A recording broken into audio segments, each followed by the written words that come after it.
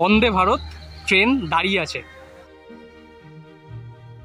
এই science city লেখাটা দেখো কতটা সুন্দরভাবে লিখে দেওয়া আছে। আমার চারিপাশটা দেখো, এই গাছ দিয়ে কিন্তু চারিপাশটা কভার করা, আর মধ্যিখান থেকে এই রাস্তা, সব মিসাইলগুলো কিন্তু রাখা আছে। এই হচ্ছে আমার টিকিট। এই মূর্তির সামনে যদি তোমরা কেউ কথা বলো, আর তোমাদের যদি কোনো বন্ধু বান্ধবকে ওই মূর্তির সামনে দাঁড় করিয়ে যদি বলো শুনতে, তাহলে কিন্তু সে শুনতে পাবে। নতুন একটা সকাল, আরো একটা নতুন জার্নির ভিডিওতে তোমাদের সকলকে স্বাগত জানাচ্ছি। আজকে আমি যাচ্ছি কলকাতার অন্যতম এক আকর্ষণীয় জায়গা, কলকাতা সায়েন্স সিটি ভ্রমণে। ছোট থেকে এত বড় হয়েছি, প্রথমবার যাচ্ছি সায়েন্স সিটি দেখতে। সায়েন্স সিটি শিয়ালদা স্টেশন থেকে কিভাবে পৌঁছানো যায়, সায়েন্স সিটির বর্তমানে টিকিট মূল্য কত, এবং তোমরা যারা প্রথমবার আমার মতো সায়েন্স সিটি যাবে, ঠিক আমার মতো কিভাবে তোমরা যাবে, সবকিছু তোমাদেরকে এই ভিডিওতে শেয়ার করব। চ্যানেলে যারা প্রথম ভিজিট করছো, অবশ্যই কিন্তু চ্যানেলটাকে সাবস্ক্রাইব করে পাশে থাকা বেল আইকনটা প্রেস করে রেখো পরবর্তী ভিডিও নোটিফিকেশনের জন্য। তা ভিডিওটা আমি তোমাদের সাথে আবার কন্টিনিউ করব একদম শিয়ালদা স্টেশনে পৌঁছে। তাহলে চলো ভিডিওটা শুরু করা যাক। Let's go, enjoy this journey.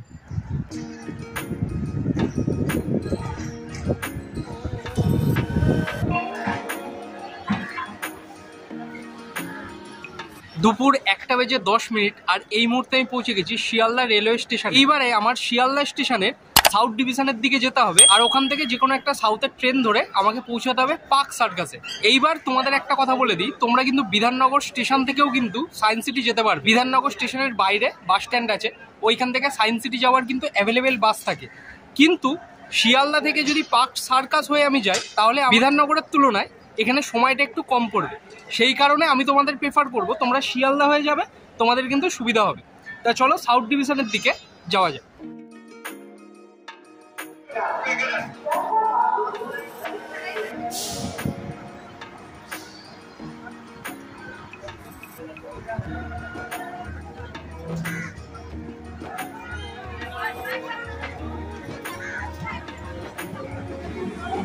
এখন সময় দুপুর 1:40 আর এই মুহূর্তে পৌঁছে গেছি পার্ক সার্কাস রেলওয়ে স্টেশনে।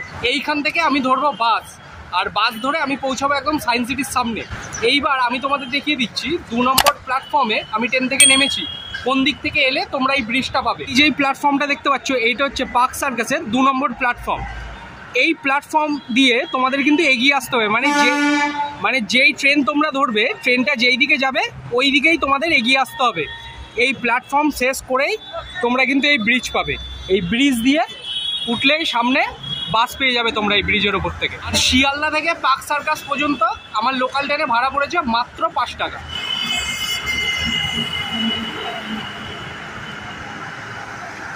ফাইনালি পৌঁছে গেছি সায়েন্স সিটির সামনে। এইখানে আমাকে বাস থেকে নামিয়েছে, এই সাবওয়ে আছে সামনে, আমি তোমাদের দেখিয়ে দিচ্ছি। সাবওয়ে দিয়ে আমি যাব সায়েন্স সিটি, মানে ওই পারে সায়েন্স সিটি পড়বে। এইবার বাস ভাড়া সম্বন্ধে তোমাদের বলে দিচ্ছি। পার্ক সার্কাস থেকে এই সায়েন্স সিটি পর্যন্ত আসতে আমার বাস ভাড়া পড়েছে মাত্র 10 টাকা। এখানে কিন্তু অ্যাভেলেবেল বাস কিন্তু আছে, অনেক বাস আছে। কন্ডাক্টরকে যদি জিজ্ঞেস করে যে সায়েন্স সিটি কোন বাস যাবে, বলে দেবে কন্ডাক্টর। এছাড়াও অটোর সুবিধা আছে, সামনে অটো স্ট্যান্ড ব্রিজের ওপর, অটোও তোমরা করতে পারো এই সায়েন্স সিটি আসার জন্য। বাসে করে সায়েন্স সিটি পর্যন্ত আসতে আমার সময় লেগেছে 7 থেকে 8 মিনিট, ওই অ্যাপ্রক্স 10 মিনিট ধরতে পারো। এর মোড়টায় আমি বাস থেকে নেমেছি, আর বাস থেকে নামার পরেই কিন্তু এই ডান হাতে তোমাদের সাবওয়ে পড়বে। এই সাবওয়ে দিয়েই আমি পৌঁছাবো হচ্ছে ওই পারে সায়েন্স সিটির সামনে। এই হচ্ছে সায়েন্স সিটির মেন গেট, আর মেন গেটের ঠিক পাশেই তোমরা প্রচুর খাবার দাবারের দোকান পেয়ে যাবে। এখন আমি সায়েন্স সিটির মেন গেট থেকে কিন্তু এন্ট্রি করে ফেলেছি। আর সায়েন্স সিটিটা এতটা সুন্দর, প্রথম সায়েন্স সিটিতে এন্ট্রি করার পরে আমার ফার্স্ট ইমপ্রেশন বেশ ভালো। সায়েন্স সিটি মিউজিয়ামের মধ্যে কি কি দেখার আছে তোমরা কিন্তু এইখান থেকে দেখে নিতে পারবে এক ঝলকে।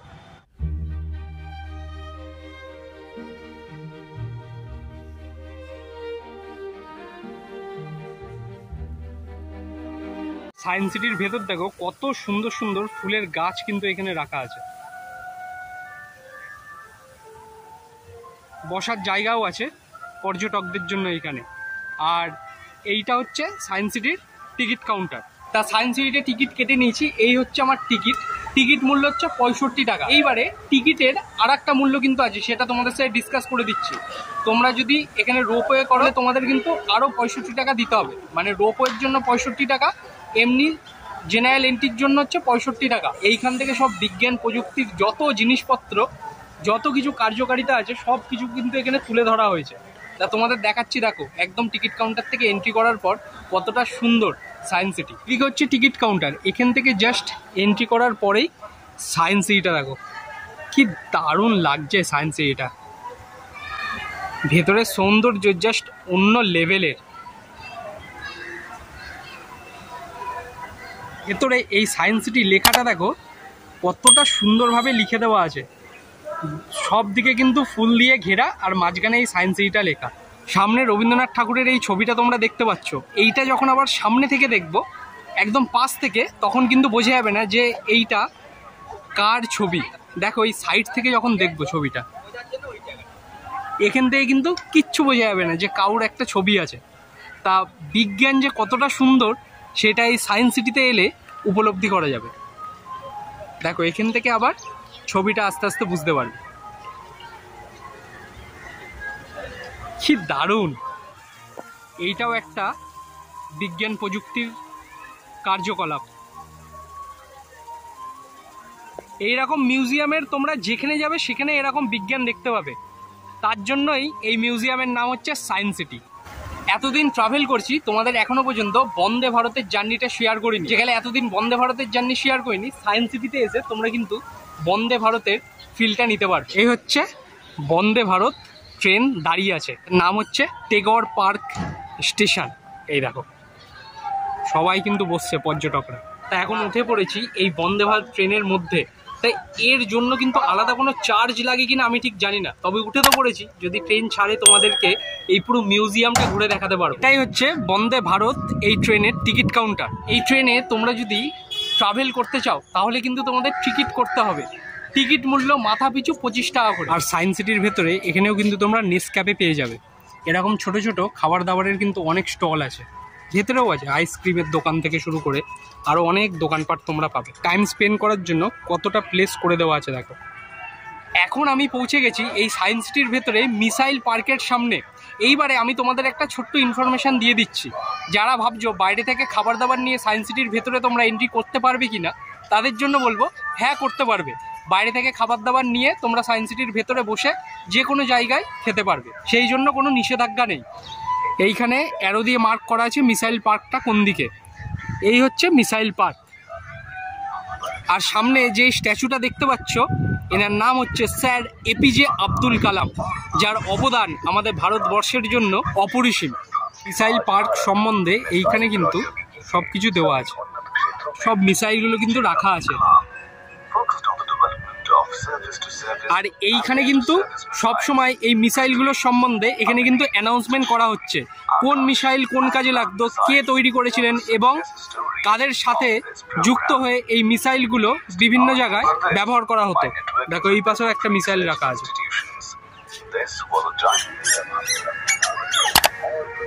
পুরো মনে হচ্ছে এটাই রিয়েল মিসাইল এখানে রাখা।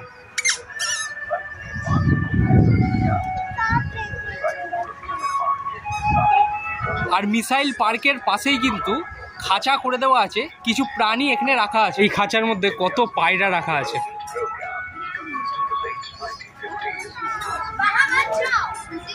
পাশেই হচ্ছে এখানে খরগোশ রাখা আছে দেখো, এই যে সব খরগোশ রাখা। একটাই শুধু গিনিপিগ রাখা এত বড় জায়গার মধ্যে। এই সায়েন্স সিটি মিউজিয়ামের মধ্যে তোমাদের তো ছোটোখাটো স্টল দেখালাম। এইখানে তোমরা যদি চাও যে দুপুরের খাবারটা সারতে, সেই জন্য কিন্তু ভেতরে ছোটোখাটো ধাবাও করে রাখা আছে। ভাত থেকে শুরু করে রুটি থেকে শুরু করে সব কিছু কিন্তু এখানে পাবে। সায়েন্স সিটির মধ্যে এই জায়গাটা আমার কিন্তু বেশ ভালো লেগেছে। দেখো গাছ দিয়ে সমস্ত জায়গাটা কভার করা আর ভেতর থেকে রাস্তা করে দেওয়া আছে, কি দারুণ লাগছে দেখো। এইখানে একটা মূর্তি রাখা আছে, আর এই মূর্তির বিশেষত্ব কি জানো, এই বোর্ডে সব কিছু দিয়ে দেওয়া আছে। দেখো এখানে লেখা আছে, যে কোনো একটি মূর্তির মুখের সামনে কথা বলুন, আপনার সঙ্গীকে বলুন অন্য মূর্তির মুখের কাছে কান পেতে শুনতে। দূরে আর একটা মূর্তি আছে, তা এই মূর্তির সামনে যদি তোমরা কেউ কথা বলো আর তোমাদের যদি কোনো বন্ধুবান্ধবকে ওই মূর্তির সামনে দাঁড় করিয়ে যদি বলো শুনতে, তাহলে কিন্তু সে শুনতে পাবে। মানে একটা ফুটবল প্লেয়ারের কিন্তু স্ট্যাচু করে রাখা আছে, আর সেটা কিন্তু 3টে ভাগে বিভক্ত করা আছে। এবার এই স্ট্যাচুটার ব্যাপারে কি লেখা আছে এখানে দেখো, গভীরতার উপলব্ধি। দেখো এইখান থেকে প্লেয়ারটাকে কিন্তু একদম ঠিকঠাকভাবে দেখা যাচ্ছে। তা ছোটোবেলায় সায়েন্স অত ভালো লাগতো না, শুধু লাইফ সায়েন্স বাদে, আর বাদ বাকি ফিজিক্যাল সায়েন্স, ম্যাথ এইগুলোর থেকে দূরে থাকতেই ভালোবাসতাম। কিন্তু এই সায়েন্স সিটিতে এসে ফিজিক্যাল সায়েন্সটাকে খুব বেশি ভালো লাগছে, কারণ এইখানে অনেক ভালোভাবে কিন্তু বুঝিয়ে দেওয়া আছে সব কিছু। এখানে দেখো সব কিছু লিখে দেওয়া আছে এই যন্ত্রটার ব্যাপারে। মানে হচ্ছে এই যন্ত্রটা যে দেখতে পাচ্ছ, এই যন্ত্রতে নিজে দাঁড়িয়ে যদি এই দড়ি টানে তাহলে কিন্তু নিজেকে ওপরের দিকে তোলা যাবে, মানে শরীরের ভারটাকে একদম কমিয়ে দেয় যন্ত্রটার হাতল। আর এইখানে হচ্ছে দেখো একদিকে হচ্ছে টিয়া পাখি আর এক পাশে হচ্ছে এই খাঁচা। এইবারে আমি হাতলটাকে ঘোরাচ্ছি, দেখো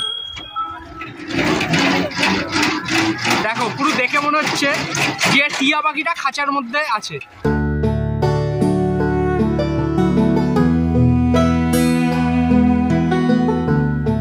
জায়গাটাও কিন্তু বেশ সুন্দর একটা জায়গা, এটা একটা মঞ্চ বাচ্চাদের জন্য খেলাধুলার, এরম অনেক জায়গা করে রাখা আছে। সকলে সায়েন্সের অনেক কিছু শিখবে খেলাধুলার মাধ্যমে। আমার চারিপাশটা দেখো, এই গাছ দিয়ে কিন্তু চারিপাশটা কভার করা, আর মধ্যিখান থেকে এই রাস্তা, বেশ দারুণ লাগছে। তোমরা যখন এখানে আসবে এই রাস্তাটা দিয়ে তোমরা হাঁটবে, তোমাদের কিন্তু বেশ ভালো লাগবে। আর ছোটোখাটো নানান সায়েন্সের নিদর্শন কিন্তু তোমাদের সামনে ফুটে উঠবে। আর একটা জায়গা করে রাখা আছে, এবং এই জায়গাটার বিশেষত্ব কি সেটা কিন্তু এই বোর্ডে দেওয়া আছে। মানে কোনো রকম সমস্যা হবে না, প্রত্যেকটা জায়গার সাথে প্রত্যেকটা বোর্ড কিন্তু দেওয়া আছে। সায়েন্স এক্সপ্লোরেশন হল আছে, যেটার মধ্যে এন্ট্রি করতে গেলে তোমাদের কিন্তু টিকিট করতে হবে।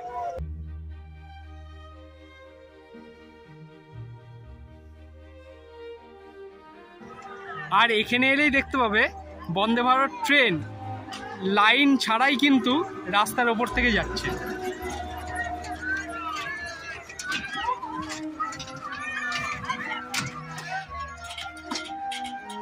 সপ্তাহের একটা দিন এই সায়েন্স সিটিতে ভাই বোন কিংবা বাড়ির ছোট সদস্যদের নিয়ে ঘুরে যাওয়াই যায়, অনেক কিছু শিখবে তারা। আমার মোটামুটি বেশ ভালোই লেগেছে। তোমরা যদি চাও এই সায়েন্স সিটিতে একবার ঘুরে যেতে পারো। সায়েন্স সিটির ভিডিওটা আজকে এখানেই শেষ করছি। যদি ভিডিওটা তোমাদের ভালো লেগে থাকে তাহলে অবশ্যই তোমাদের ভালোবাসাটা দেখিও লাইক, শেয়ার অ্যান্ড সাবস্ক্রাইবের মাধ্যমে। দেখা হচ্ছে খুব তাড়াতাড়ি আরও একটা কোনো নতুন জায়গা, নতুন কোনো ভিডিওর সাথে। টেক কেয়ার অ্যান্ড আজকের জন্য tata from Kolkata science city.